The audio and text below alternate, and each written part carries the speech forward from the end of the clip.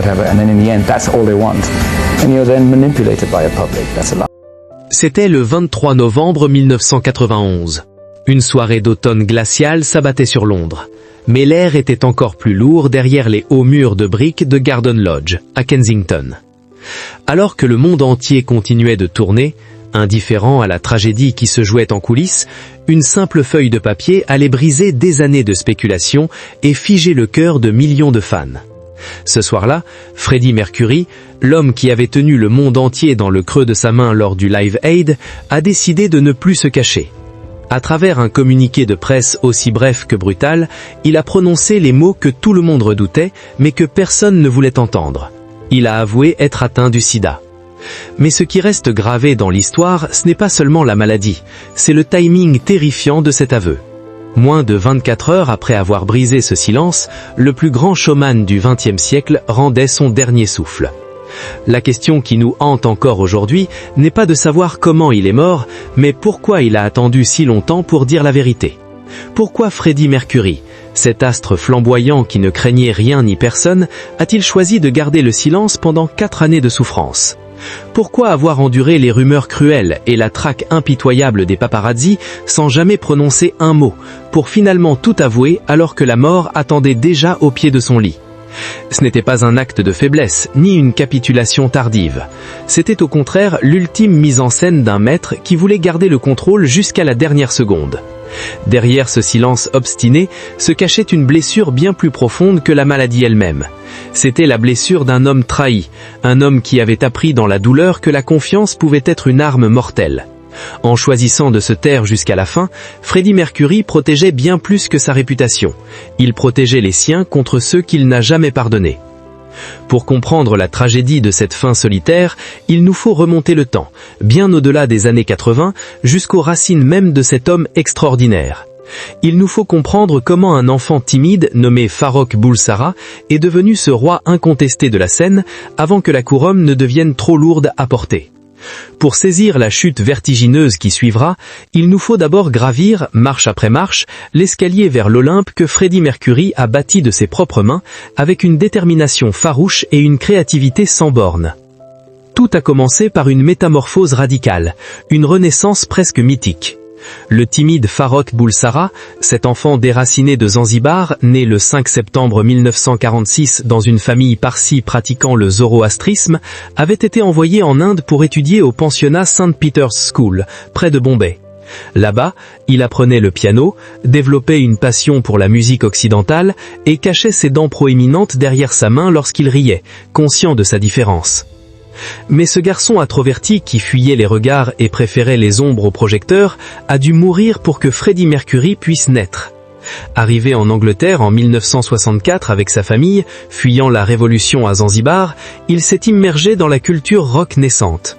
Il a étudié l'art et le design au Ealing Art College, où il a rencontré des figures comme Tim Staffell, qui l'a introduite au groupe Smile, le précurseur de Queen. Freddie ne s'est pas contenté de devenir une star. Il s'est inventé un personnage de légende, une créature scénique flamboyante capable de défier toutes les normes de la masculinité et du rock britannique des années 70. Il a changé son nom en Freddie Mercury, évoquant le messager des dieux romains, et a rejoint Brian May, Roger Taylor et John Deacon pour former Queen en 1970. Dès les premiers albums comme Queen en 1973 et Sheer Heart Attack en 1974, sa voix unique, un ténor puissant capable de monter dans les aigus avec une précision chirurgicale et son charisme ont commencé à se démarquer. Mais le premier coup de tonnerre a éclaté en 1975 avec Bohemian Rhapsody. Aujourd'hui, c'est un classique intouchable, mais à l'époque, c'était un suicide commercial annoncé. Imaginez l'audace, une chanson de près de 6 minutes sans refrain clair, mélangeant ballade piano, opéra a cappella avec des overdubs vocaux complexes et hard rock explosif. Les producteurs de la maison de disques, EMI, étaient terrifiés. Ils suppliaient le groupe de couper le morceau, argumentant qu'aucune radio ne le diffuserait. Mais Freddie, avec cette arrogance visionnaire qui le caractérisait, a refusé de changer une seule note. Il savait ce que personne d'autre ne voyait. Le public ne voulait pas de la pop facile et prévisible, il voulait de grandeur, d'émotions brutes, de l'innovation qui défie les conventions. Quand la voix de Freddie a imploré « Mama, just kill the man », le monde entier a frissonné. Ce n'était plus de la musique, c'était du théâtre pur, une tragédie grecque jouée sur des guitares électriques avec des références à Galiléo, Figaro et Scaramouche.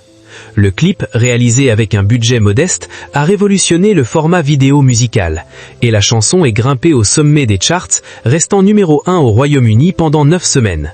Ce succès a propulsé Queen sur la scène internationale, avec des tournées mondiales où Freddie transformait chaque concert en un spectacle théâtral. Il portait des costumes extravagants, combinaisons moulantes, cape royale et couronne, et manipulait son pied de micro comme une extension de son corps, le balançant comme un sceptre ou une arme. Mais Freddie ne voulait pas seulement être entendu, il voulait être vécu, ressenti au plus profond de l'âme. Il a transformé les concerts de Queen en rituels de masse, avec des hymnes comme We Will Rock You en 1977, où le public tapait des pieds et des mains en rythme, créant une énergie collective primale, ou We Are the Champions, un cri de victoire pour les opprimés et les vainqueurs. Il a compris avant tout le monde le pouvoir de l'unité. Il ne chantait pas pour la foule, il chantait avec elle. Il dirigeait des océans humains de 100 000 personnes avec la précision d'un chef d'orchestre, faisant de chaque spectateur un membre du groupe. Lors de la tournée A Day at the Races en 1976 ou plus tard avec The Game en 1980, qui incluait Another One Bites the Dust, un hit disco-rock inattendu inspiré par Chic, Freddie explorait de nouveaux territoires, fusionnant rock, funk, gospel et même des éléments de vaudeville. Pourtant, son appétit artistique était insatiable. Vers la fin des années 80, alors que le rock ne lui suffisait plus, il a osé franchir une frontière interdite en se tournant vers l'opéra. Sa rencontre avec la soprane légendaire Montserrat Caballé, qu'il admirait depuis des années, a donné naissance à l'album Barcelona, en 1988. Voir cette icône du rock en smoking, chantant avec une puissance lyrique dévastatrice aux côtés d'une diva de l'opéra, a prouvé au monde que son talent n'avait aucune limite.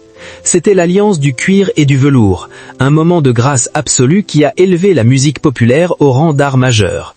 La chanson-titre Barcelona est devenue l'hymne officiel des Jeux Olympiques de 1992, même si Freddie n'a pas vécu pour l'avoir interprétée en live. Cette collaboration n'était pas un caprice, elle reflétait la profondeur de son éducation musicale, influencée par des artistes comme Aretha Franklin, Jimi Hendrix et les opéras italiens qu'il écoutait enfant. L'apothéose de cette ascension fulgurante reste gravée à jamais dans la date du 13 juillet 1985. Ce jour-là, lors du Live Aid au stade de Wembley, Freddie Mercury n'a eu besoin que de 21 minutes, pas 28 comme on le dit parfois, mais chaque seconde comptait, pour écrire l'histoire. Organisé par Bob Geldof pour lutter contre la famine en Éthiopie, l'événement réunissait les plus grands noms, U2, David Bowie, Elton John, The Who.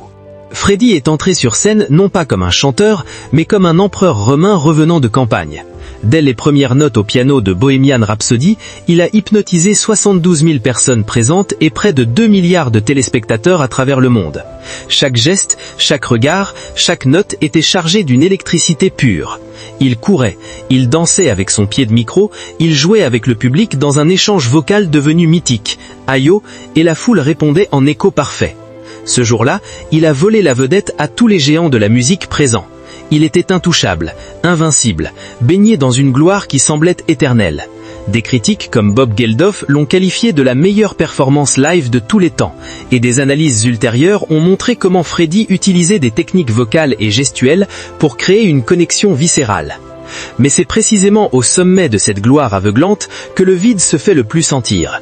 Car une fois les projecteurs éteints, une fois que la clameur de Wembley s'est tue, Freddie devait redescendre sur Terre. Et sur Terre, les dieux sont aussi mortels que les autres. L'amour de millions d'inconnus est une drogue puissante, mais elle ne réchauffe pas un lit vide. Derrière le triomphe public, les premières frissures commençaient déjà à apparaître. Dans l'ombre des coulisses, le destin aiguisait déjà ses lames. Comme Icare s'approchant trop près du soleil, Freddie Mercury allait découvrir que la chaleur de la gloire peut brûler les ailes les plus solides. Derrière l'image publique du dieu du rock invincible, la réalité de son quotidien devenait une prison dorée, étouffante et solitaire. Au début des années 80, pour échapper à la pression médiatique de Londres, Freddie s'est exilé à Munich, en Allemagne. C'était une période d'hédonisme effréné, une fuite en avant perpétuelle. Munich était devenu sa cour de récréation, un tourbillon de fêtes extravagantes, de costumes baroques inspirés de l'ère victorienne ou des ballets russes, et de champagne qui coulait comme de l'eau. Il fréquentait des clubs comme le New York City Club ou le Mrs. Henderson's Club, organisant des soirées légendaires où il déguisait ses invités en drag queen ou en personnages historiques. Mais ces nuits sans fin n'étaient qu'un masque, une façon de noyer l'angoisse existentielle. Dans cet univers artificiel, Freddy était entouré d'une cour de parasites, de profiteurs et de mercenaires de l'amitié qui ne voyaient pas en lui un être humain, mais un carnet de chèques ambulant. Il achetait de l'affection avec des cadeaux somptueux, gigots, voitures, voyages, espérant combler un vide intérieur abyssal. Il disait souvent, avec cette lucidité déchirante, « J'ai tout l'argent du monde, mais je suis l'homme le plus seul de la planète ». Il cherchait désespérément quelqu'un à aimer, mais la célébrité agissait comme un poison imparfait, corrompant toutes ses relations avant même qu'elles ne puissent fleurir. C'est dans ce climat de vulnérabilité qu'est apparue la figure la plus sombre de sa vie, Paul Prenter, ancien animateur radio devenu son manager personnel. Prenter n'était pas seulement un employé, il était devenu l'ombre de Freddy.